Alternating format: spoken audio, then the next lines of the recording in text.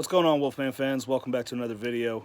Today I just wanted to talk about, as I'm sitting out here on a lovely summer day here in August. Got a nice breeze. It's hot outside, but I'm sitting in the shade and it's all right. It's not bad for a Texas day. And it crossed my mind that what a lot of us want, we want peace. We want simplicity of our lives. We are all searching for, at some level, our own personal peace of mind. And that varies depending on who you're talking to. That changes from person to person. But that's what we all strive for in life. Even if we don't outright come out and say it, it's what we all look for. And there are days that you sit here and you think to yourself, is this ever going to end? Is this nonsense ever going to stop? As bad as it's gotten, how could it possibly get better? Every day, there's something new that pops up. Every day, there's some new thing that is being considered sexist or racist. Another radical group is popping up and saying that they're here to fight for people's equality, and they're here to fight to stop racism through the use of threats of violence, and their demands basically add up to more racism. And all you just want the madness to stop. You want the world to go back to normal. COVID right now is no worse than, swine flu, the H1N1, or avian flu, or the SARS outbreak, if you guys remember that, the Ebola outbreak, the West Nile outbreak, the Zika virus outbreak. How many pandemic outbreaks has there been that we didn't completely lose our mind for? And maybe I'm wrong. Maybe this is considered exponentially worse than the other ones, but I don't see evidence of that. What I see is a virus that's being used as a political tool and spreading fear and panic, and being used as a control mechanism. That's what I see. Very nefarious ends. Very nefarious ends to justify the means that, that we're currently dealing with. And you always think to yourself, you stop and think to yourself, if you're in my position or, one of these other positions, there's people that they're way more involved in this kind of stuff than I am. They're a lot deeper in this stuff than I am, and it's nonstop. It's a nonstop information. Forgive the phrasing here. I'm not an Alex Jones fan or anything, but it's a big info war from them. It's a big information war for them. It's they're constantly fighting against it, constantly doing research, digging, looking into declassified documents that just get buried underneath piles of paperwork, and they're releasing them out to the public, and they're trying to inform people, and they're trying to take the situation. Ooh, I'm sorry, guys, I'm holding my phone, so sorry about that. But they're trying to take all this information and inform the public so that we know what's really going on. And they've got to get tired. You have to admire the determination, but every one of us, we all sit down at some point and we say, when's it going to end? We don't question whether or not the work is worth it. We get tired. I don't know about you guys. I get tired, I get depressed, I get angry. Sometimes I get paranoid. There are things that we want to change in this country. We want the racial division that shouldn't exist, but it does for whatever reason. We want it to stop. We want um, the whole destruction of American culture and our American history to stop. We want the destruction of our families, our nuclear families, and people's roles in life that they choose to take. We want that to stop. You should be able to, regardless of your, you know, race or religion. You're an American citizen, or gender, mind you. But you should be, as an American citizen, able to freely go about and do whatever it is in your life that makes you happy. It's that whole pursuit of life, liberty, the pursuit of happiness. It's that whole thing. Um, as long as you don't infringe upon somebody else's life, liberty, and pursuit of happiness, you do you and live a happy life. And it seems crazy, and I've been the one to talk about, you know, offensive stuff shouldn't be considered offensive. So, that shouldn't be an argument for anything. If somebody offends you, well, who cares? If you seriously didn't grow up learning the old adage, sticks and stones may break my bones. You know that whole thing. If you think that words truly do hurt you, and I can understand that words do hurt coming from your loved ones, but I think it's very important we grow a thicker skin in our day-to-day lives. But that being said, I will make the point of saying that at this point it has become so popular to call people out for being white, for being heterosexual, for being a male,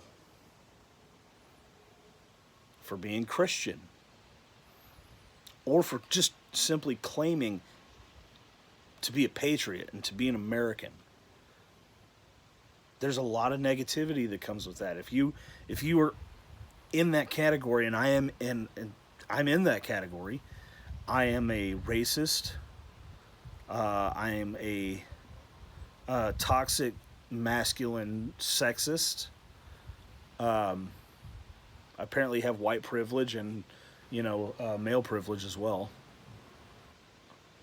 Trying to think what my male privilege and white privileges are, but because I don't know what they are. Um, Apparently, I'm xenophobic. I'm homophobic. Uh, I'm not cisgendered, guys. I'm heterosexual is what the word is. I'm straight. Cisgendered is a word that was created to prop up the idea that there are multiple genders, and there are not. There are two, and that is biological. It's based on empirical data. I'm not changing my mind on that. Sorry. Um, I have a wife that owns a business. She technically runs two businesses, but yeah, I don't own a business. Yeah, go patriarchy, male privilege. I can't. I don't think I could run a business. I wouldn't know where to start. I'm not xenophobic. I love meeting people from different. I do like meeting new people, But I especially do enjoy meeting people from different countries because it's so different than what we have here in the United States. And it's cool to talk to these people. I love hearing accents. I don't know about you. I love hearing these different accents and talking to people about where they're from and stuff like that. I'm not xenophobic. I believe if you want to live in this country, there's a process you need to go through, and you should try to become a citizen if you want to experience America, experience every bit of it, and get all those same rights and freedoms that we talk about so much. You get your citizenship, and then be happy that you're here. I don't appreciate people that come here illegally and then don't ever have to pay into taxes. They get their driver's license for free. They get health care for free. And I'm not saying this isn't all over the place, but it is more prevalent now than it ever has been before. Because for some reason we think that we have a duty to take care of these people that come from other countries. We don't. We have a duty to take care of us, to take care of our own nation. And if they want to be a part of this nation, then we'll take care of them. They have to go through the proper steps, though. And I especially don't appreciate people who are from some other ethnic descent. And I mean it, what I mean by that is, you come from, your family came from Mexico, the Caribbean, South America, somewhere in Asia, Middle East, or something of that case. And they came to the United States for whatever reason that they did. They obviously had a reason. But you were born here, raised here, educated here, and reaped the benefits of being an American citizen. And now you take every opportunity that you get to talk shit about the United States and make it seem like it's the worst place in the world. Like you would even know. Like you've ever been anywhere else. There's people out there. There are people of Hispanic origin. Their family comes from Mexico, and they talk about how much better Mexico is. They won't go there. They won't move to Mexico if they thought it was better. No, they'll just make a scene. Truth is, a lot of Mexico is kind of a shithole, and I'm sad to say that because I think Mexican culture is truly unique and awesome, and it's definitely something to be proud of. But the problem is, your country half the time is run by corrupt governments and drug cartels. Your country needs to take their country back. Your people need to take the country back and make it awesome. That whole phrase that Trump came up with, "Make America Great Again." You know, that whole slogan that you guys hate so much. The idea behind that could go to any country in the world. Dude, take Mexico back. Make Mexico great again. It would be amazing. And the United States, I guarantee, if that was to happen, it would be an economic boom between Mexico and the United States. There's just a lot of logic and reason that we try to tell you guys, that we try to put out there. But we're constantly having people push against us and make us out to be the enemies. And we get tired. And we wonder when it's all going to stop. We wonder how long we'll have to fight for.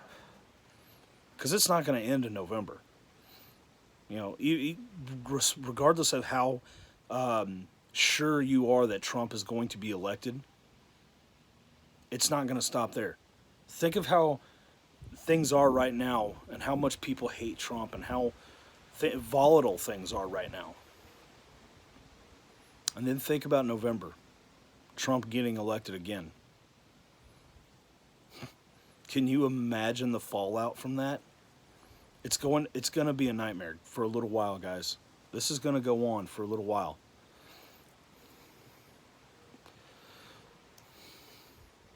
Just because we stopped the Democrats at an election doesn't mean that they'll stop trying.